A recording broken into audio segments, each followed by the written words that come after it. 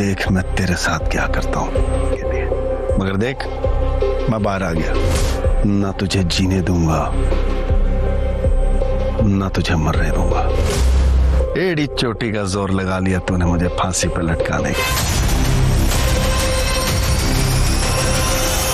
अगली एपिसोड में आप देखेंगे कि सरमद जब जेल से छूटेगा तो इस तहैये के साथ बाहर आएगा कि वो अब जहां आरा को सबक सिखा के रहेगा, और इसलिए जब वो जहां आरा से मिलेगा तो उसे अच्छी खासी धमकियां देने वाला है कि वो ना उसे जीने देगा ना मरने देगा।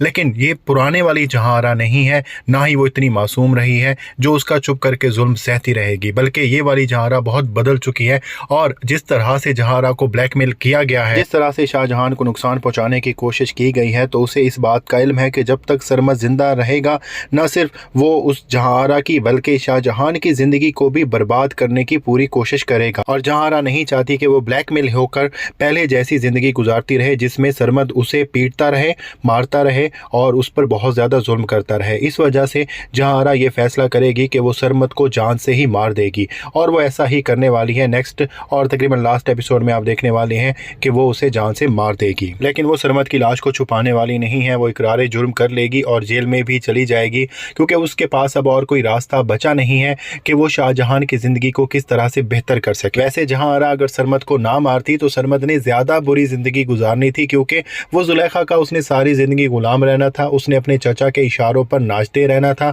ना सिर्फ ये बीवियों को चीट करता आ रहा है, तो उसी तरह से जुलेखा भी शमशेर के साथ चीट कर रही थी। आखिरी एपिसोड में हमने देखा कि जब मर्द यानी कि शाहजहां किसी औरत से सच्ची मोहब्बत करता है तो जहांआरा जैसी औरत के बार बार कहने के बावजूद भी वो गुनाह की तरफ या बेवफाई की तरफ माइल नहीं होता। तो दूसरी तरफ हमने ये भी देखा है कि जब औरत किसी से मोहब्बत करती है तो अपनी जिंदगी और अपना मालो दौलत सब कुछ उसके ऊपर निछावर कर देती है।